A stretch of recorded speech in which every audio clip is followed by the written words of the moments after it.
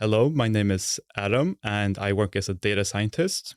And in this episode of Urbanistica, I talk with Mustafa Sharif about my master thesis that I wrote with my very close friend Hugo Uppling. We looked at in the master thesis how to use data to leverage urban space use tools and how we can use technology in cities. Hope you like the podcast. Thank you so much for listening to Urbanistica podcast. I am Mustafa Sharif, an urban planner, and you're more than welcome to join my big journey of exploring the making of smarter and more livable cities. Please don't forget to follow Urbanistica on the different social media platforms, and also let's connect on LinkedIn. Big thanks to Urbanistica podcast partner AFRI.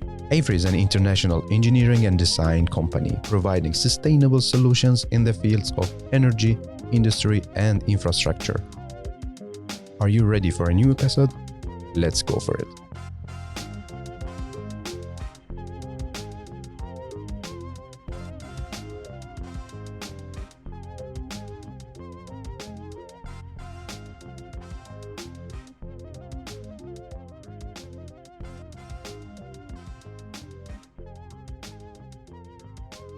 Today we have a new storyteller, and I have the pleasure to welcome you, Adam, to Urbanistica podcast.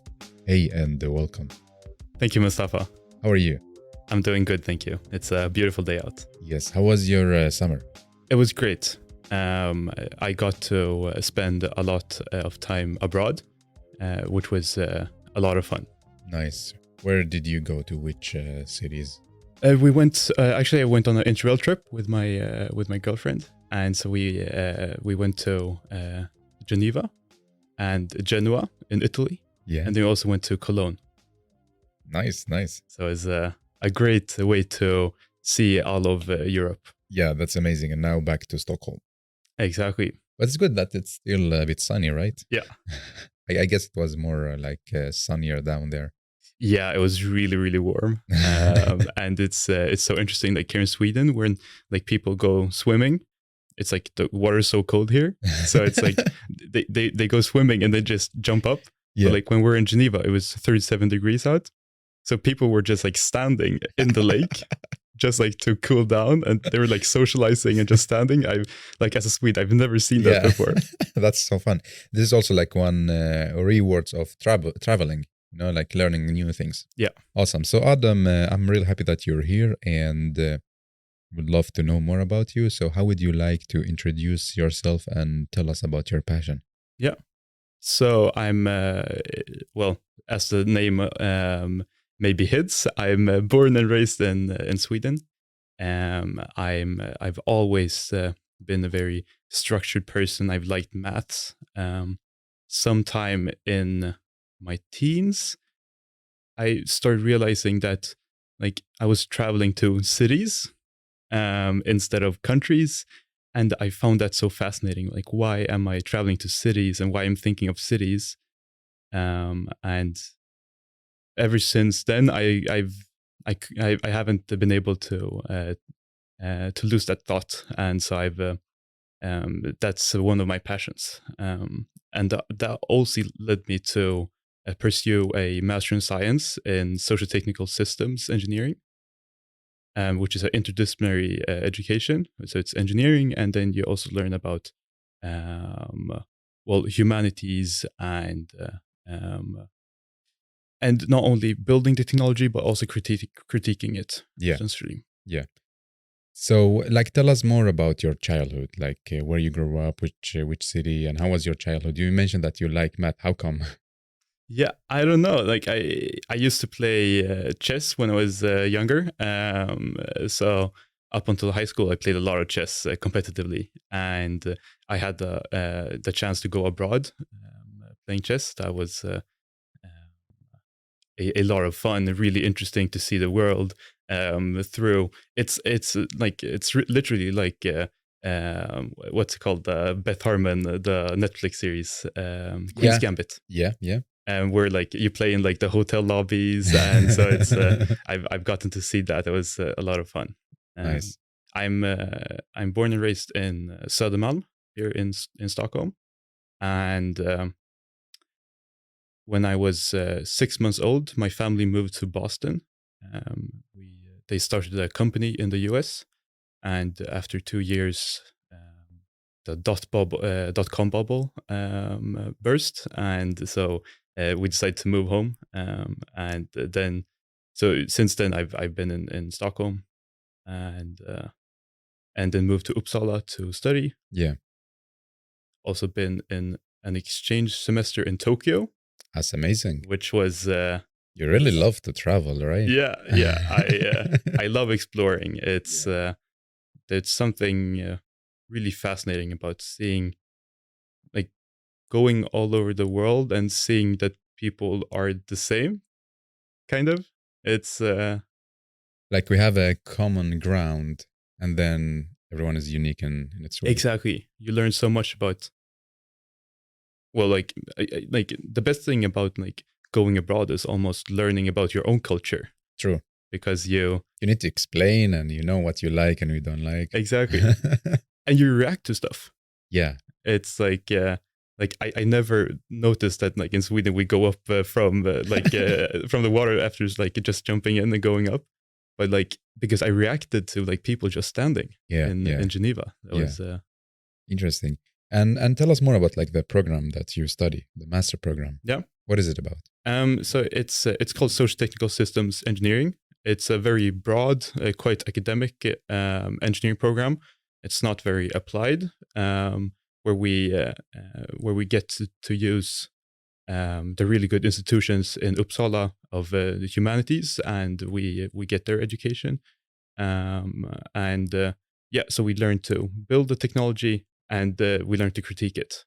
And so for me, what I like baked into this program is studying cities and urban design. I got to do that in my exchange semester in Tokyo, which was really a door opener and really interesting. Yeah, I can imagine. So today we're gonna talk about your thesis, which is about like applying human scale understanding to sensor-based data. For me, it's like these are very big words, you know? Yeah. So you need, I would be happy if you break down stuff to us, like when you say technical stuff and so on. So just explain to me at least, like, because I'm not really like, how to say, have so much knowledge within this area. And that's why you're here. So I love to learn from you. So tell us about the background of your thesis. Like, how did you start to think about the idea or the research question? Yeah. So I wrote the thesis together with a really close friend of mine, Hugo Uppling. And we met in university, and we shared the same passion for cities and like interdisciplinary thinking. And so we started discussing.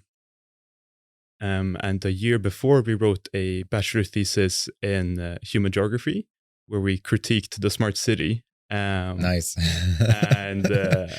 And so we studied the smart city a lot, and we wanted to focus on now, like, okay, so now we've critiqued it. Now we want to come up with our suggestion of like what a smart city could be, or like how we would like to use technology in the city. And then how did you start like to shape the research question? Well, we got in contact with their supervisor at A3, and they Fredrik Hoflander, and he showed us the technology, the sensor we were going to use, and the question was, like, from his side, is what do we do with this sensor data in this urban space? Okay. And then we started thinking, and we saw that like as a problem. Like, okay, so what data? What can we do with the data? What value does this data have? And then we saw the opportunities of we have these urban space use tools, where and methodologies from the domain experts. They know what. So we use the urban space use tools from like domain experts from to see what they had, and that they collected data through observation studies, and we saw that as like the sensor could be an observer. Okay. So it was almost like we had the opportunity of like we could take these analyses, we collect data manually, and we could empower them by the sensors. Exactly. So it's more about like the question that you got from Avery is that, okay, we have sensors with data. How do we translate these data to more like urban planning and design principles? Something like this? Yeah, it was even more open. It was like we have this data. What do we do there? Yeah, like what can you come up with? Yeah. So what can, when you say data, what does it mean? Yeah. And so like the first point here is data is information. Everyone works with information. It's like if you write something down on a piece of paper, it's data. But when you talk about data in, I guess like these days, it's also like you want it to be in a structured way. It's like in tables, or it's readable, it's tractable. It's also like a link to something digital, right? Yeah, maybe exactly. And so that's essentially what. So we could take the Avery floaty sensor that produces the data that we had for the master thesis, and so what it does, it's a computer vision sensor.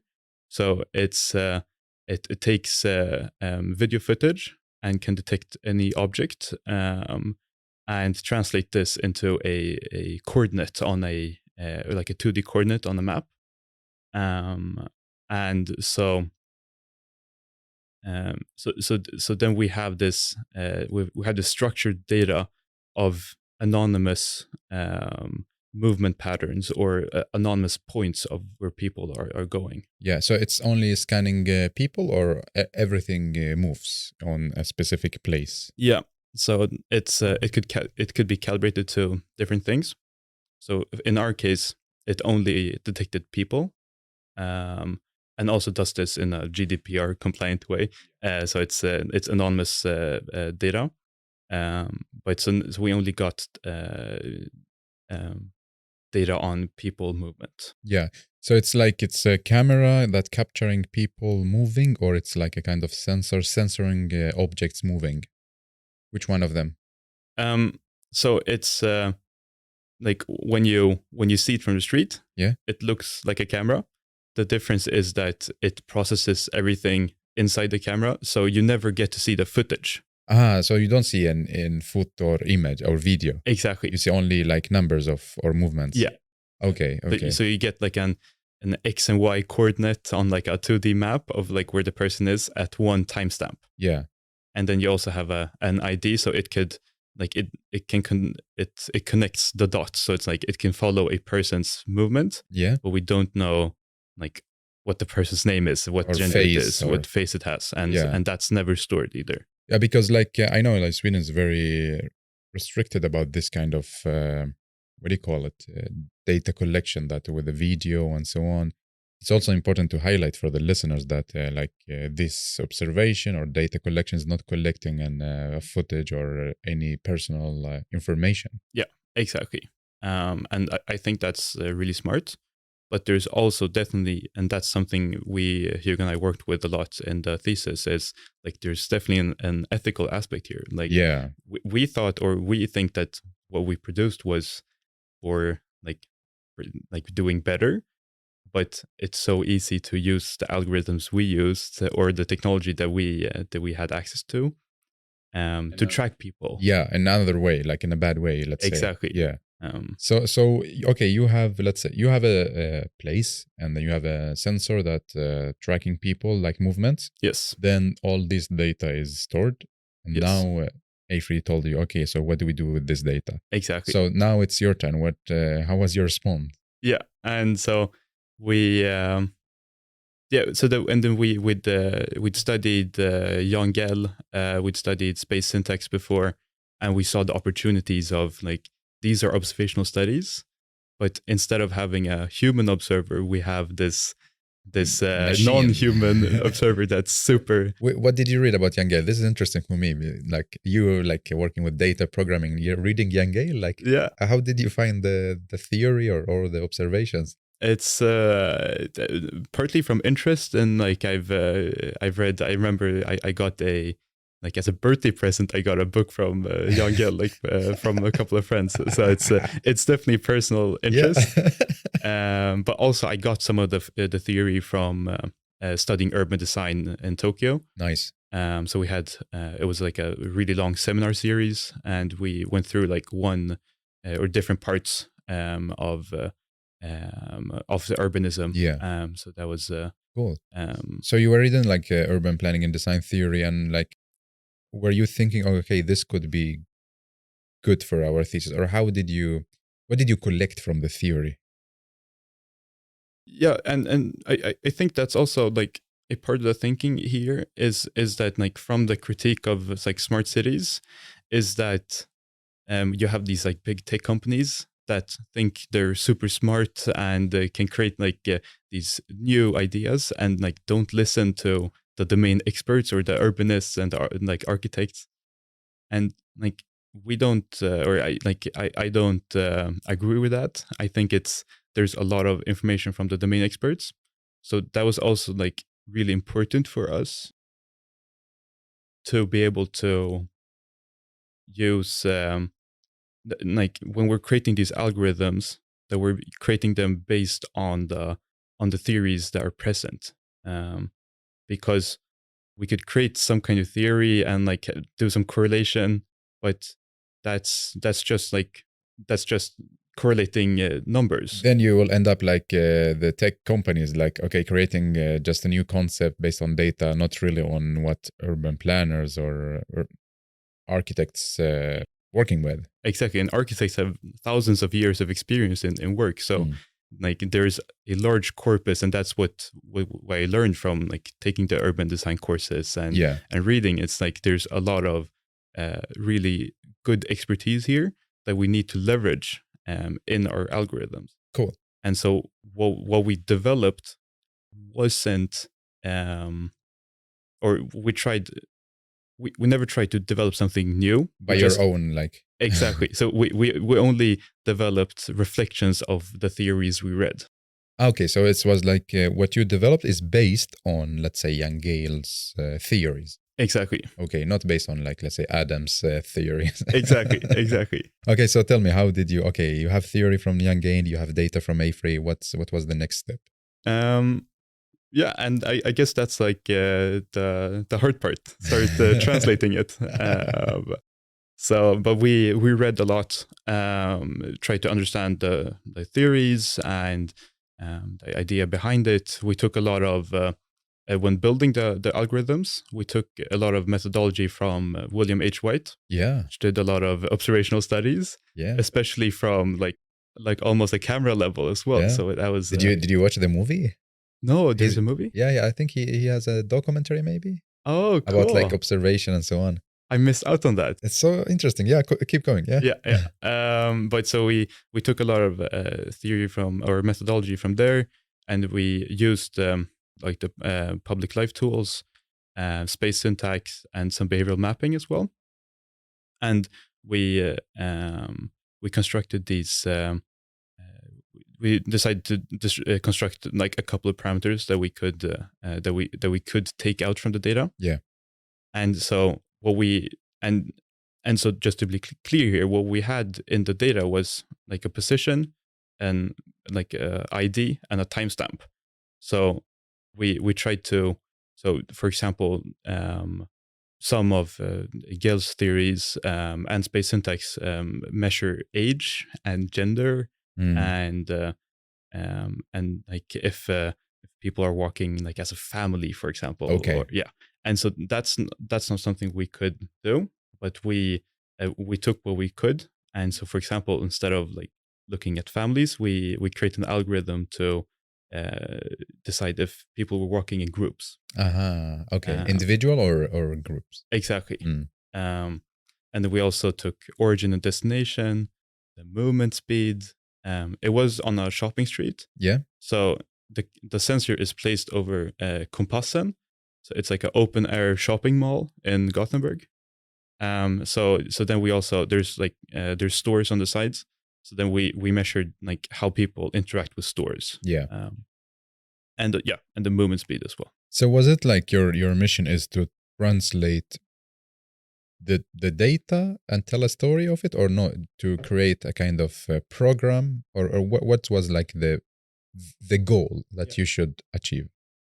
So like a normal day, the amount of raw data that was produced, the amount of data we got on a normal day was 2.3 million rows of data. Whoa. Which is like no human can look at 2.3 million rows of data and say like, oh yeah, this is I understand this urban space.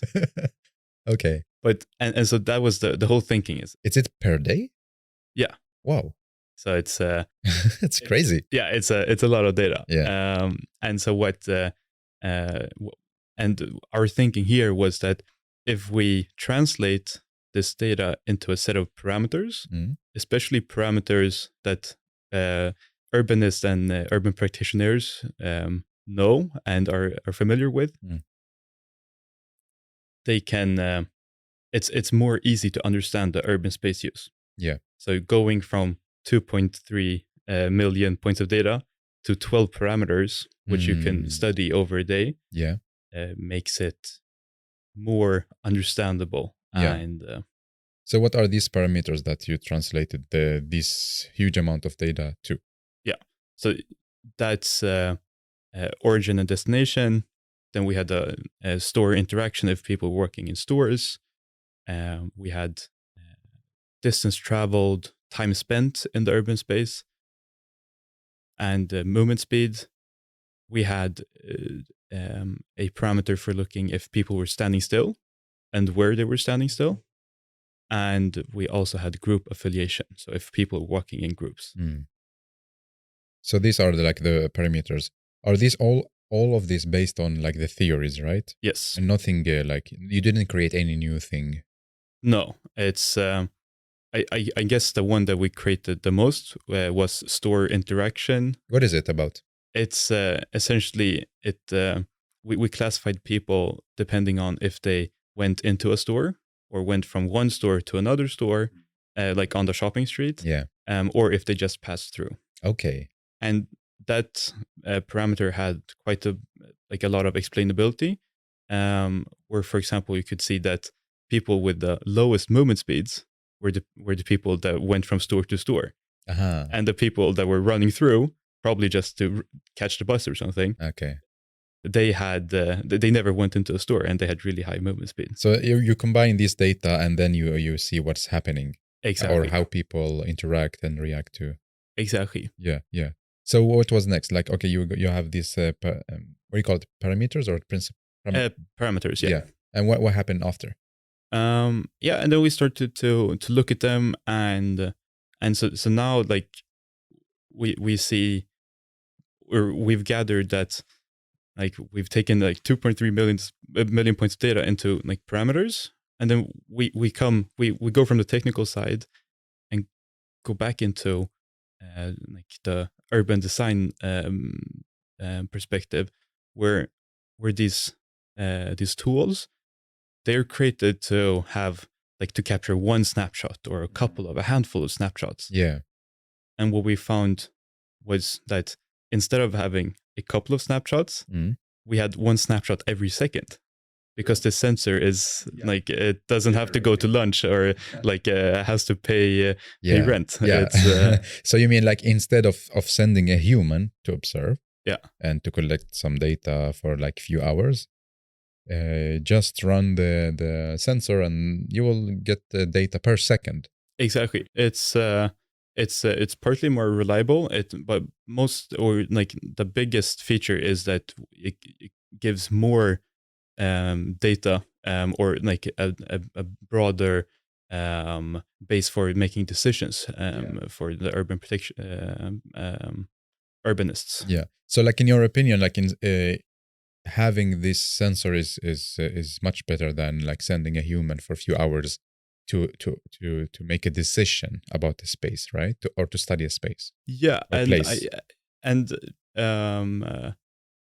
The answer to that would be no, because I still believe that like we did a place visit, and that was really important for us to get the feel of the place, and to And I also think just like maybe doing it like a manual analysis, like 50% of it is just like you're actively looking at the space and you're gathering information. You get this intuition. Yeah. And no sensor will ever give you. You mean like the feelings? Exactly. Yeah.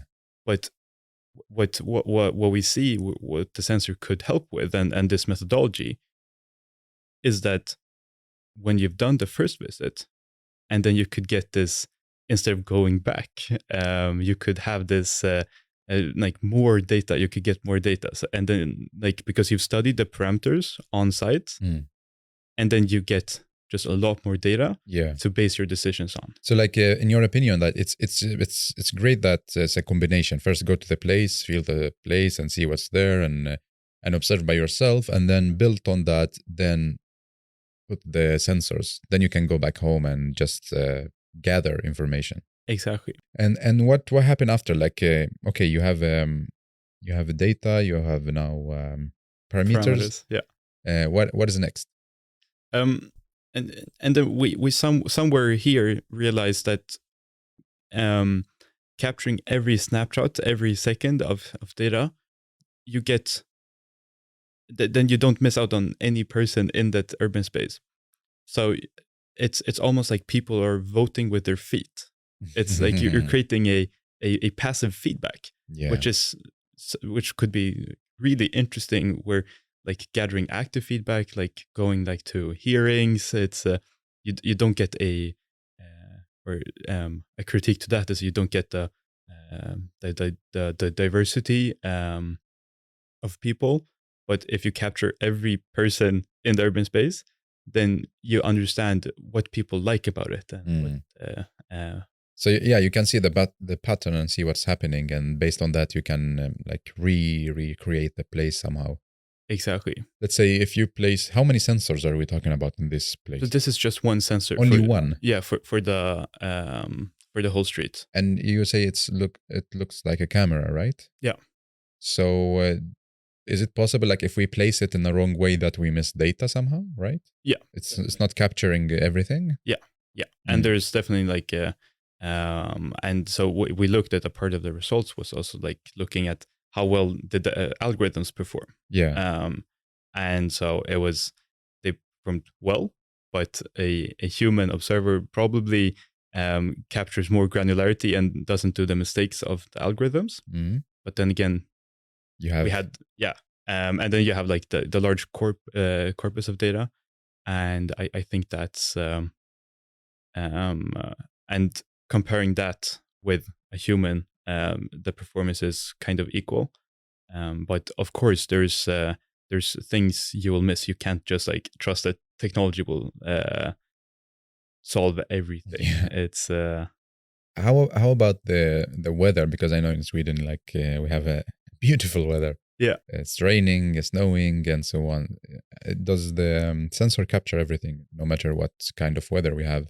That's a really good point. So the sensor is under a roof, so that wasn't a really big problem.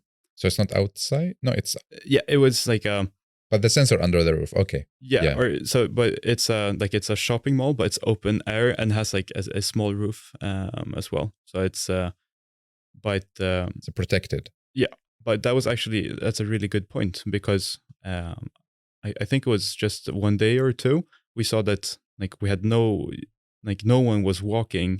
We had readings that like no one was walking on like one side of the street, and we're like, what happened? Yeah, what happened? Like what's like is it like it's a what happened here? It's like was it a crime scene or something? And then but we talked to one of the developers of the sensor, and he said that that day it rained so heavily, so it went on the camera lens. Oh nay. So then like half of the lens was covered, so then it couldn't capture. Yeah, exactly. Yeah. So still you need always like to have someone there to take care of the sensor, or no? Like let's say it was in Gothenburg. It's in the south of Sweden, and you were here in Stockholm. Yeah. Did you need somebody to be there as well, just for service, like to maintain the sensor, or how was it? Yeah. No, it's like because the thinking is like also like if it rains like one day or like you get these problems, then you could try to solve that, but then still you get like a lot more just from it sitting there. Yeah. So even though like one day is corrupt, that's it should be fine. Yeah. So if you put together, if you put human observation versus the sensor, Yeah. which one is the best? Which one should we trust? And which one like qualitative, quantitative, and so on? If we're supposed to choose, I know like it's a combination and so on. We're gonna talk about this later, but tell me if we should choose one, human or the robot. I'd go for the human. Really? The human I trust. The human.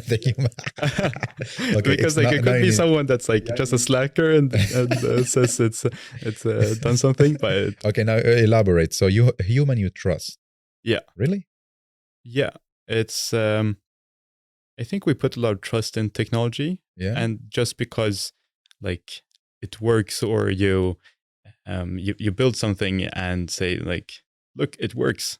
It doesn't mean that it has to be like all of like just because it captures readings or like gathers data, it doesn't mean that it has to be correct data. Okay, so if I ask you like, okay, you have you need to this project, and you only choose either a person or a sensor, you choose a person. Yeah, like this is, let's say, to be or not to be a project. yeah, exactly. For humanity, I would today go for the human. Okay. I think the technologies that are used in the sensor are still like up and coming, and there's a lot of research going on there. So there's still a lot of, and like I mean, we had to clean the data as well. Clean? Yeah. What does it mean?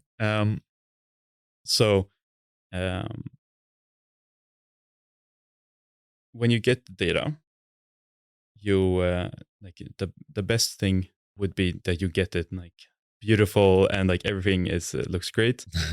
But then you start looking at the data and you see that there's it looks like a person has wandered around there and like on like in the urban space for 60 minutes. And like that's probably not true. Yeah. That's like the normal time is maybe like 30 seconds. So it's some things happen there, and so that would be like the sensor would like misjudge if like two people work too close, and they would just like send over the identifier to another person. And so like those things like people work with, and like they would probably have developed a better solution now, but still there's always some cleaning to do, and there's miscalculations. And the best way to clean data is to have the human intuition and like understand that this is probably wrong and this is probably right. Okay, so in the end we are going back to the human brain. Yeah. Okay. I'd say so. And because like if you wouldn't have the human input and just look at the data, then you would have like, because we had a problem where it would capture people's reflections in the window.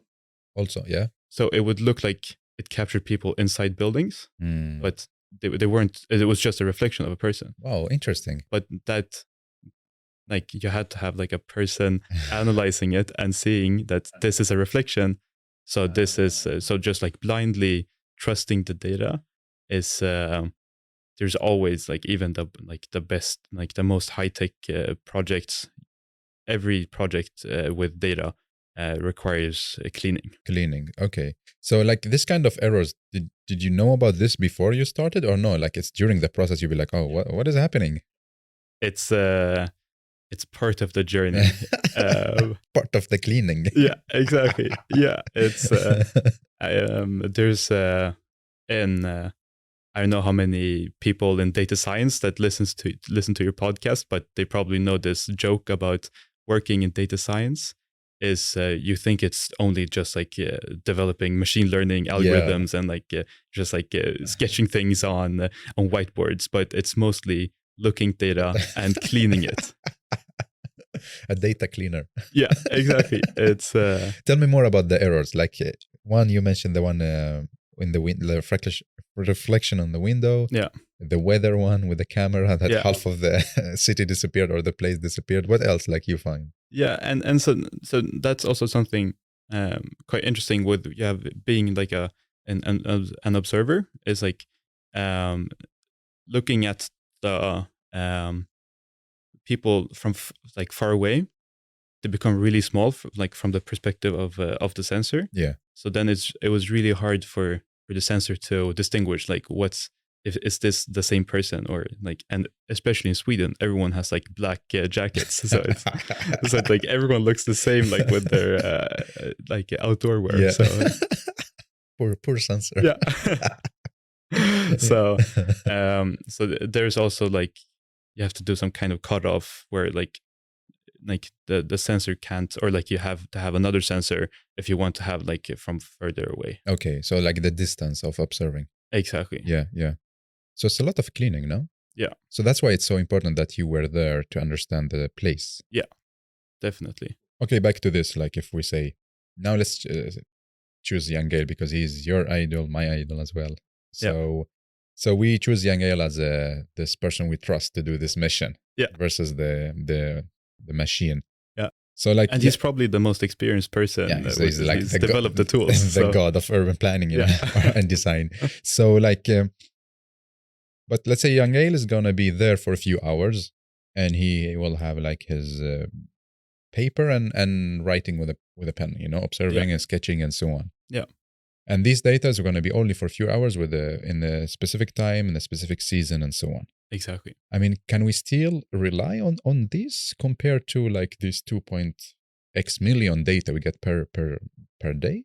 Yeah, and that's something we tried as well in the master thesis, is when you have the large amount of data and you get these parameters with like a second interval, we decided to aggregate it to a 5-second interval. So you have like everything. So you would have amount of people in the urban space every 5 seconds. So wow. So it was more reliable. Instead of like having 1 second, it could be kind of shaky. So it's we aggregated it, and what we did with that was we found that there was a really high correlation of one of the parameters. So we saw that there was a trend where you had the amount of the ratio of people walking in groups. So it increased quite steadily during the day. So what that means is in the mornings, people were walking alone. Okay.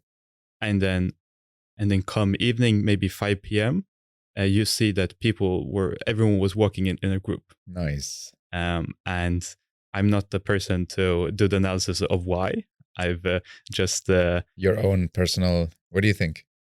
Maybe it's like because it's in central Gothenburg. In the morning, you're on the way to work, and then maybe sometime like during lunch, you're with a couple of colleagues, but someone's still like running errands. And then in the evening, you go shopping, socialize and yeah, exactly. Yeah. And so there's a lot of it's in central Gothenburg, so it's like a lot of teens like walking around, and they walk around in groups. Yeah. And this is interesting. Could be also for businesses, like what time to open, what time to like be more active, and so on. Exactly. Yeah. So what other trends you saw with the data? But before going into other trends, can I? Of course, yes. Because yes, please. What we saw with this trend is that it persisted every day, and because we had the large amount of data, even after we've transformed it from 2 million points, we still have like data every 5 seconds. Coming. Exactly. So what we did was we created a time series forecast. So what we did was we forecasted this trend 2 weeks ahead. And so we forecast every 5 seconds the value it would have for 2 weeks. Wow. And so that was based on the data we had. Yeah. And we compared this with a seasonal naive approach, which means that you say that the coming 2 weeks will look exactly like the last 2 weeks. Okay. So it's a naive approach. Yeah. But because of the amount of data we had, it was we got a lot better results with this forecasting. Ah, okay. And so that's something like if you have young girls standing out there, like he would have to like go home and like have lunch and sleep, and so maybe you wouldn't have the same amount of data. Of course. And the people, you get exhausted. Like it's tiring to do these observations. And so what we can do with this is also we could start forecasting stuff and look at anomalies. One question: where do you store all this huge amount of data every day? It was a master thesis, so it wasn't like the neatest way, but we saved it like as CSV files. Okay. But the idea was to store it in a database. So how large? Like, let's say every day, how many giga or megabytes? Are they this big, like in gigabytes, or no? It was, I can't remember offhand, but I know that after I was done with the master thesis, my computer was filled. Like I had to clean my hard drive because there was so many big files that I had to remove. So you spent your thesis cleaning. yeah, exactly. That's what you do with data. It's cleaning. If it's not cleaning data, it's cleaning your hard drive. Interesting. Okay, so back to the trends. What other trends you saw? And so we saw a couple of like trends that we think were maybe like expected, I guess. So for example, people that didn't go into stores, they walked faster. And you also had people walking in groups, they usually walked slower. And you also had a lot more activity on Saturday, and the least activity on weekdays. Like on Tuesday. Tuesdays were usually like the worst day, but that was also like it was quite steady. But you always saw like in the weekends there was a lot of more people. Yeah, more active. What else you could tell a story of? I think it was really interesting to compare these, and now this is a podcast, we can't share like plots or visuals, but to take this, one of the analyses we looked at was movement traces. It's space syntax tool where you have like a overview and you trace how people walk with pen and paper. And we did the same. But we had a computer do it for us. Yeah. So then you could see the vast amount of like the lines were like all over the place. So it was really cool. And you could also see the entrances to stores, because people like walking into the stores, you could see where people were walking. Nice. So you could see where life was happening. Yeah. In the urban space. So you could see like which store was super popular, which one is like not really doing a good business and earning. I think that's a really good use case, like a commercial use case. This is a commercial street. That I think that's a really good use case. Interesting. What else like you think interesting that you saw? I think like looking at like applications, it's partly you have these how well is it going for the store, and like maybe it's not, and then you could also have it a lot more granular, where it's not only like how many people walk into the store, but how many people like slow down going outside of the like the store windows. That could be something. You could also I think this like passive feedback is really good for like pop-up shops, or like doing changes in the urban space. It could be pop-ups. So you could maybe do a sommargata, like a summer street, like where there's no cars with people walking instead. But maybe like looking also at you're installing a new bike lane. What happens? Like what actually happens to the movement in, like, are there more bikers? Are there less people? Like because I think there's like everything like working with cities, everything is so complex. It's hard to understand like what effects like an action has. And so this would give you, like, you could see what effect it would have. Yeah. So basically, you see, you what you mean is that we have this data, and we can also plan a future scenario based on this and see what's how like this all data will interact with what we do. Yeah. Like what, as you mentioned, what if we place a bike line? What happened with everything? Exactly. Yeah, which makes it like a kind of easier to see what's the result instead of like building the actual bike line. Exactly. Yeah. And but also, like, building the bike lane, you would see, okay, so this is really good for bikers. They use it a lot. Yeah. That's great. But you also see that, let's say, parents with their proms, like they don't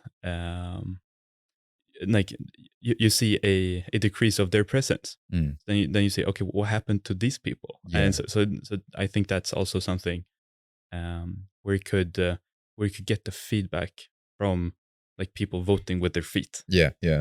What was like, what the challenges that you faced during this during the process? Cleaning. Again?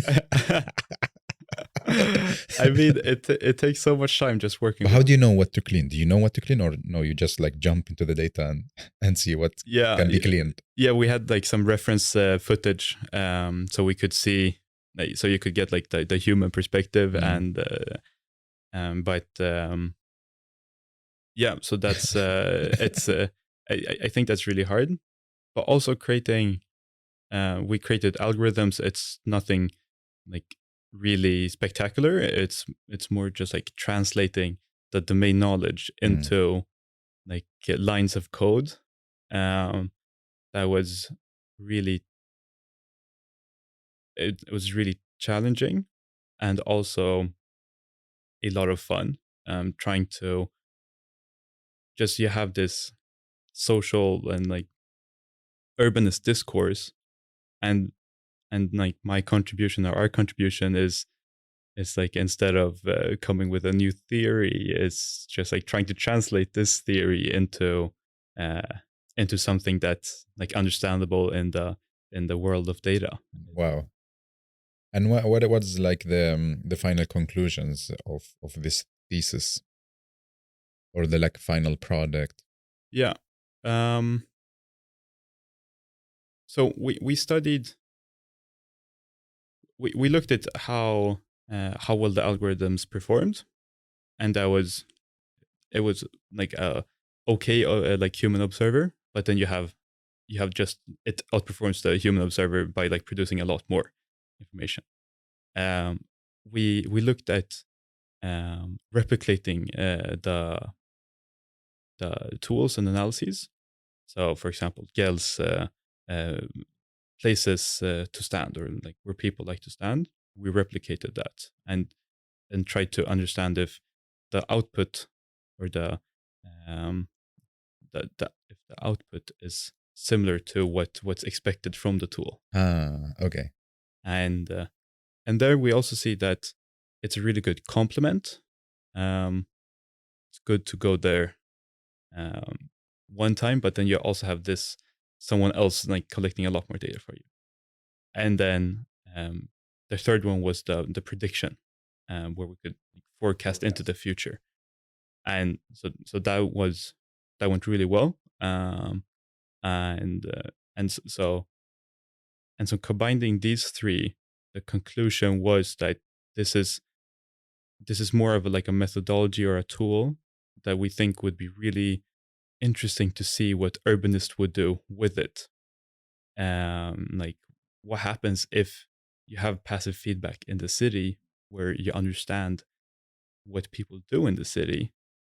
What would do, or like, that's my academic thought. It's like, what would, like, what theories would arise if everyone, or like, not if you would know what happens, but if you had like a larger understanding of what was happening, how people were moving in the city. Yeah. And I think that's really exciting. So like your recommendation is that this tool is very useful, but like how to use it is like you need to be there first, put it and understand the place, Yeah. and then let it generate data, and then you can be back to your office and build on the data. Exactly. I think I heard someone say that the founder of Zara, like the clothing company, he travels to every spot where a new store is going to be located, and like and he has this like vast amount of like experience, and like his intuition is really great, and so he could be there and get the feeling for the spot and give the final okay after being there. And what I see like could be possible with the methodology we created is that like you don't have to have like these like tens of years of experience. Maybe it's like you could go there, you could get the feeling for it, and you can go back to office, and then you will have this a lot more data and information to base your decision on. I think that would empower practice.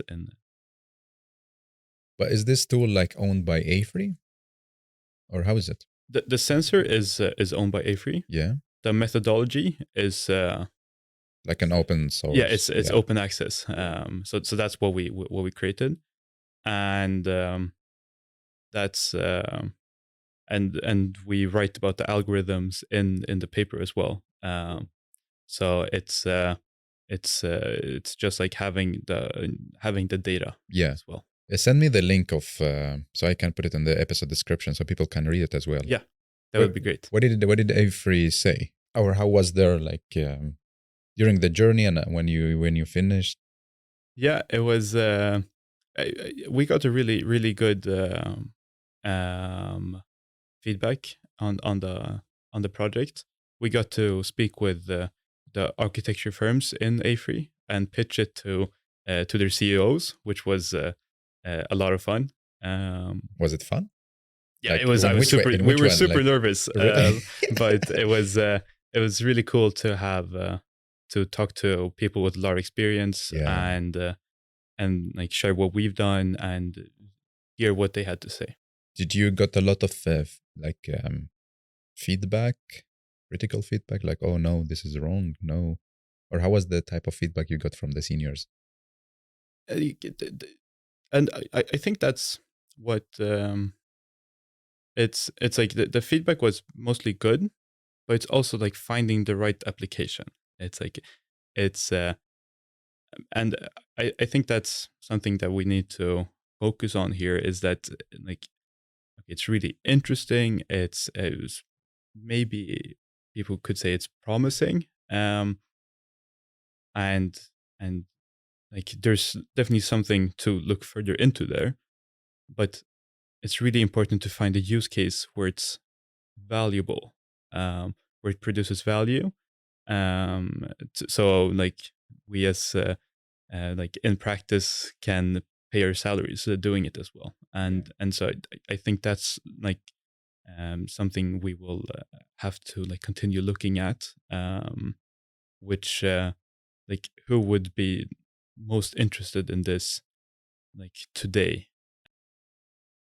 So let's say if we place like this kind of sensors all around the city, let's say we have Stockholm, and we just like plant all these sensors in every single street, we generate data. So then we're gonna have a kind of the city life in our computer, right? Is it possible like to scale this up from one street to all the streets? Yeah, if you give me enough money. Then you need more cleaners, right? Yeah, exactly.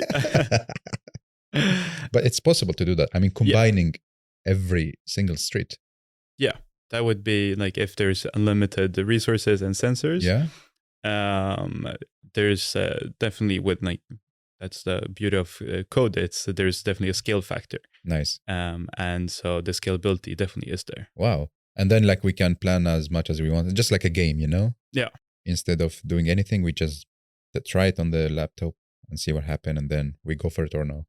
Yeah, that would be like forecasting. Exactly, that would be really interesting to see.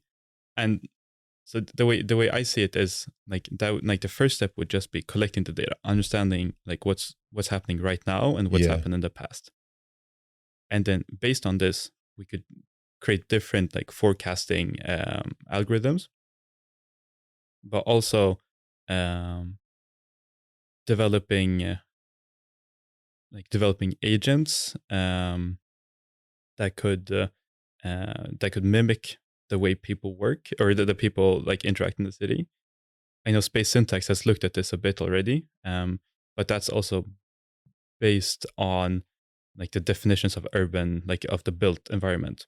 So here we could build agents based on the data that we've collected of how people actually move in the city. And that would be really interesting to see how these agents or statistics, how that would work with implementing a change. True. What was like the coolest moment in this process of you writing the thesis? That's a really good question.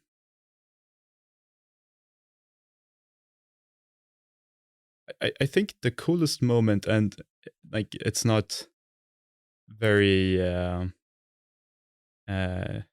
it's not very climactic. It was more just like iterating on and building something that like both Hugo and I we really enjoy, like working in like urban in the like urbanism sphere, and just working on it daily and like translating it to something we've learned, and potentially creating something new. It was really empowering feeling. Nice. So the building is the coolest moment, like the process of building. Yeah. And the cleaning is like the most boring. Yeah.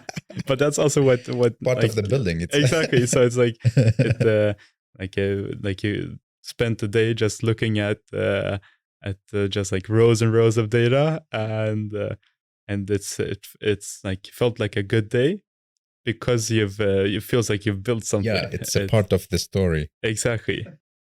And if you, let's say, if you will get money and resources and a team to continue working with this, what would you like to develop built on your thesis?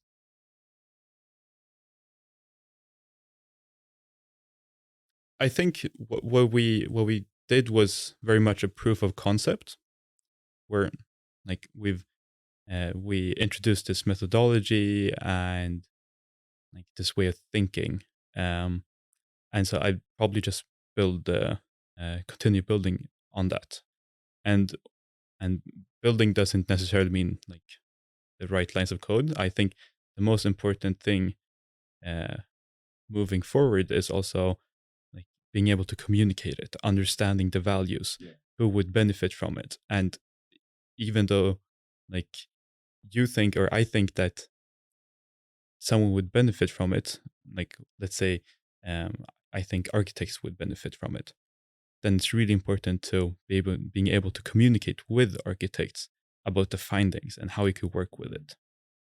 Great.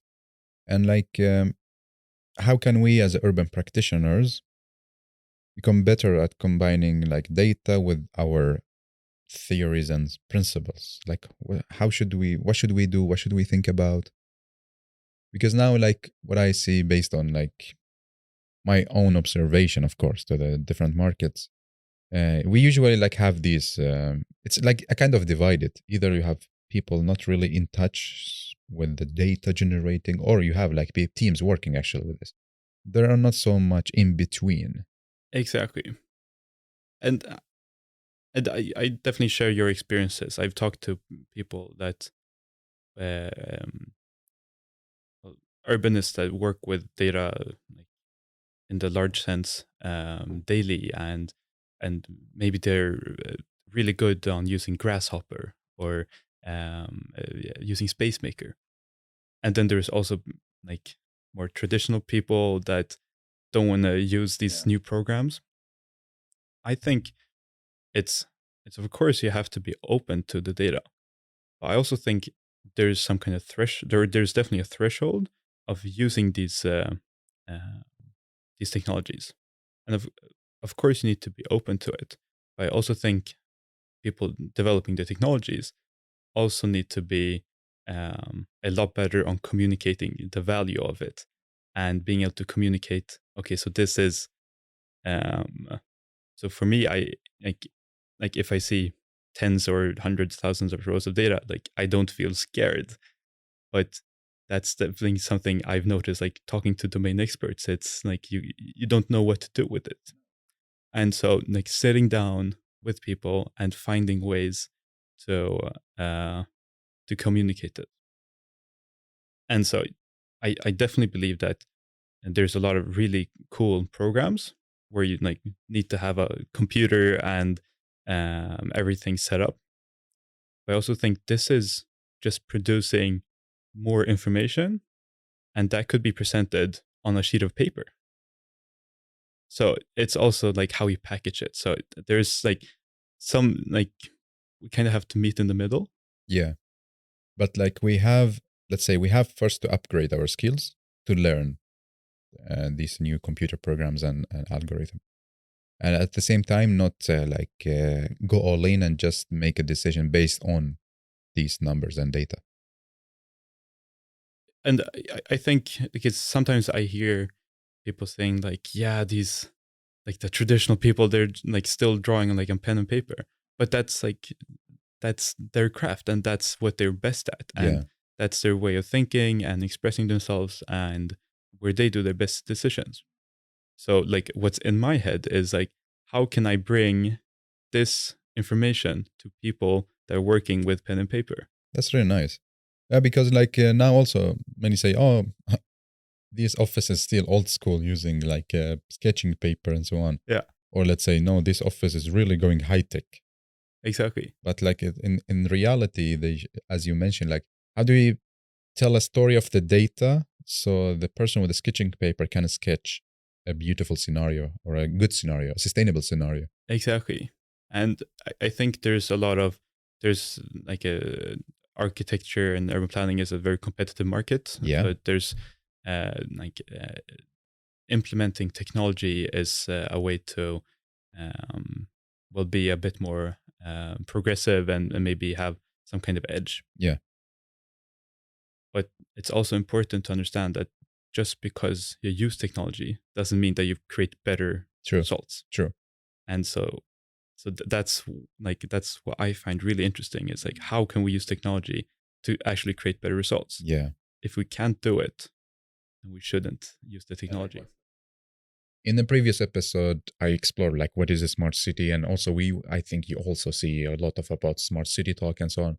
Is it true like what we see out there, smart city data and everything is cool and everything connected and all this stuff? Yeah, I've listened to a lot of your episodes, and I think it's like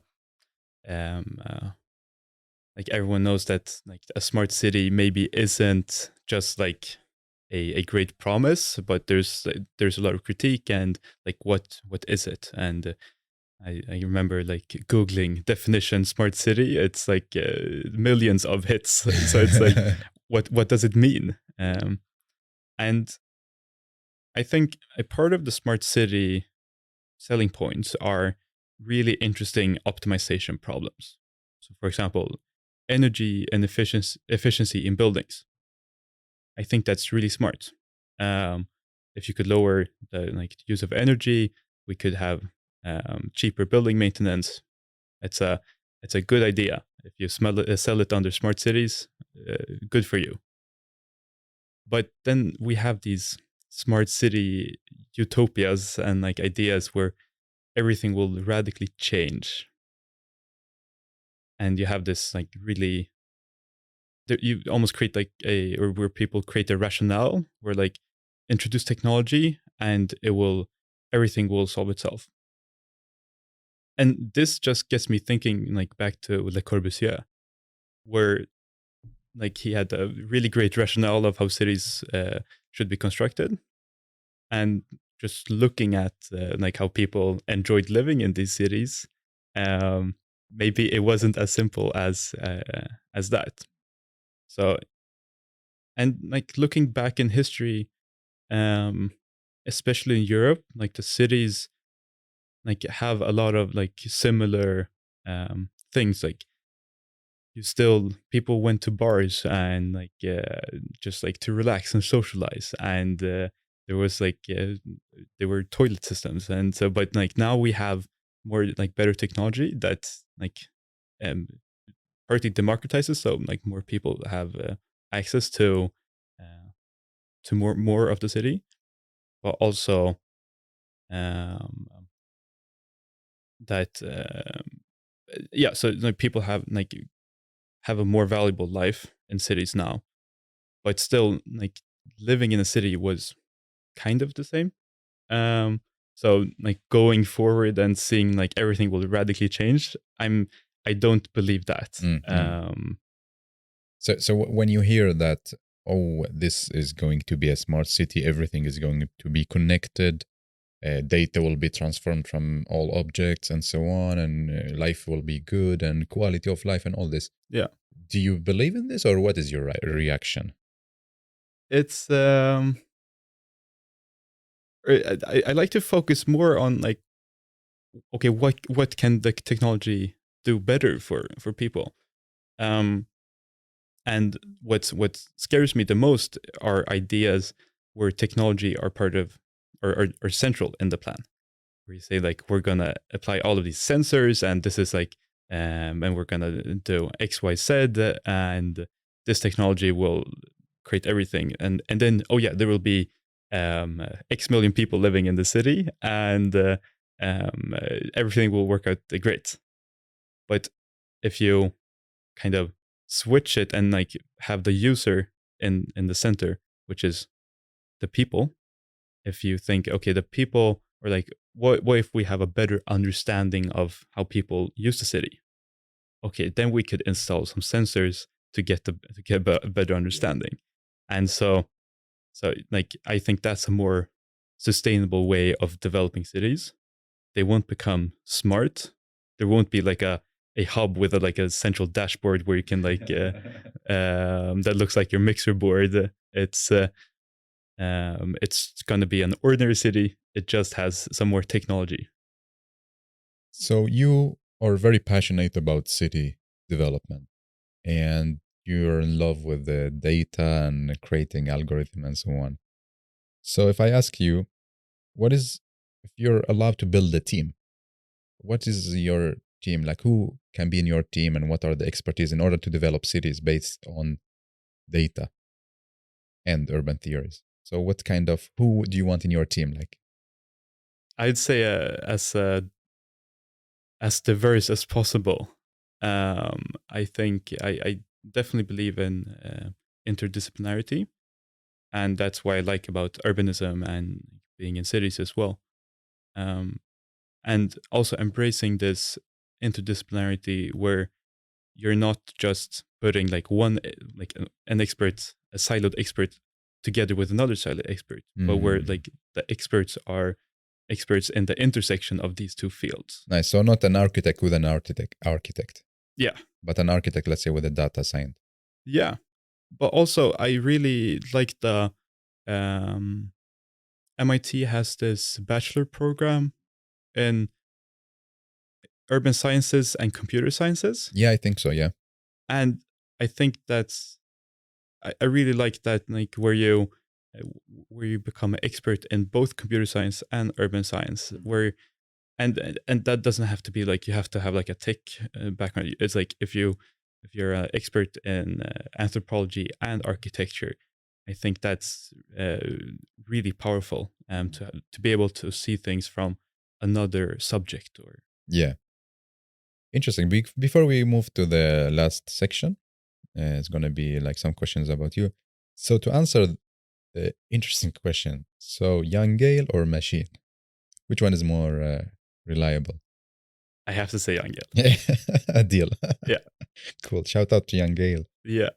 I'm really inspired by this conversation. I'm really happy that you give your time to the podcast, and I'm looking forward to read actually the thesis and see what's there and all this, like algorithm and everything. Yeah. So thanks again, and let's talk about you, and then we move to the final sections. Sounds great. So how old are you?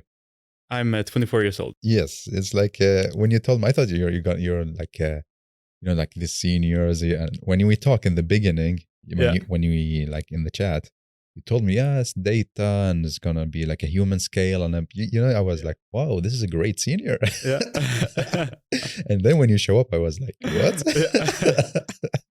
That's amazing. I'm really happy. Like a really good job. Yeah, thank you. 24 years old and with all this, like amazing. I really enjoy being young and naive. There's a lot of perks with that, and so I'm trying to ride that wave. Amazing. Yes. No, I think you will have an amazing journey, and I would love to keep in touch with you, and we're going to do more podcasts. Yeah, definitely. We have so much in common and so much not in common as well, which is great. So like a lot to discuss. Yeah, exactly. So I ask this question to my guests, like 100 years from now, what do you want people to say about you, to tell about you when they read your name? Well, I guess first and foremost, my name is Adam Eriksson, so it's like a very generic Swedish name. So like there will be like thousands of. Yeah. No, let's say the one working with data and Gehl theories. Yeah, it's. I think it's. Or I feel very privileged to have like being able to like share my thoughts and like write the master thesis that's open access and being on this podcast and share my thoughts. And more important than like my name being remembered, it's like what I want to do like is to be able to share my thoughts and hopefully they will live on with others and inspire others, and so they could create companies and do better things for the world. Wow. Do you dream to become a tech young Gehl? Like not young Gehl, the original, but like a new one, but more with techie skills? I don't know, actually. It's being young, you don't know where you'll end up. I think it's I really enjoy being in a position of like creating or like working with my thoughts and listening a lot and learning a lot and producing. So I think that's wherever that will lead me. Yeah. Awesome. No, it's gonna, as I told you, it's gonna be interesting to follow your journey. And apart from all this, what are your hobbies? Well, so I was I played a lot of chess when I was younger. Yeah, you still doing it? Well, just mostly like on like chess.com. Okay. So it's just like to relax. But to relax playing. Yeah, but it's like winding down for me. It's like I've played so much chess, so it's nothing like. No, it's like but it's really nice to to focus on something else. It's like my like when I talk to people like playing instruments and music, like they find also a lot of like relaxation on like just focusing on like being in the moment and playing music. Yeah. And I'm not sure if that like translates over to chess, but I think like for me it's like I get this calm from like just focusing on something else that's not like working or thinking about other like stuff. So it's a way for me to wind down now. Yeah. So playing is like your hobby now. Yeah, I also do a bit of bouldering. Nice. It's a lot of fun. Like it's like also like problem solving. And you get to meet a lot of people. It's quite a social sport actually. Yeah. It's popular here in Sweden, right? Yeah. So that's definitely recommend. Cool. So Adam, now we are in the last section of this episode, and if you don't mind, I will like make a film of you when you give the messages and so on. Is that fine? Yeah. So I collect footages of you, not only exactly sound data. Exactly. Shit, I learned so many things today. Really, thanks a lot. I've learned a lot just talking with you. It's been great. Awesome. So yeah, drink your water. So we are ready to the last questions. Now, Yes. let's do it. So the first one is about you give a message to yourself. What is your message to Adam? I would say never stop listening and never stop learning. You say listening. Like, what do you mean by listening? I know I've been talking the whole podcast. No. This podcast is about us listening to the storyteller. But like when you say listening, what do you mean? Like to yourself? Like if I tell something about myself, Yeah. then I hear the story I've told maybe 10 times or 100 times. If I listen to someone else telling a story for like, and that would be the first time for me. Okay. So like I learn, like I feel like I learn a lot from listening to people and understanding their point of view, and I find a lot of joy in that. Nice. So this is what I do here, actually. Yeah. I can imagine. It's like, but then it's also a part for me to clean, you know? Yeah. Exactly. Cutting the podcast. Yeah. That's your cleaning. This is my cleaning part. Yeah. Give us, like the listeners, 3 takeaway messages. So the first message I would want to give to you is that technology doesn't have to be an optimization problem. We don't need to, everything doesn't have to be optimized. We can also use technology to create more information. So we could have more information to base our decisions on. The second point I want to bring up is that just because something is technically feasible doesn't mean that it's actually valuable. So when planning cities, we don't have to have the coolest technology. It's more important that it's valuable for the citizens. And I guess the third point would be that, like, don't be afraid of data. It's like advanced technology is not going to take your jobs. There's research on this. It's going to empower us to create, to make better decisions. The last question is going to be you asking it to us, the listeners. So what is your question to us? I think something like I constantly think about is like what possibilities would we have if we had more understanding of like how people use the cities? What kind of tools could we create? What information or what kind of decisions could we make? And what theories would come from studying in this sense?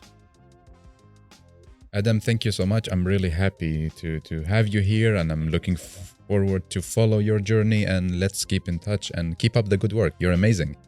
Thank you.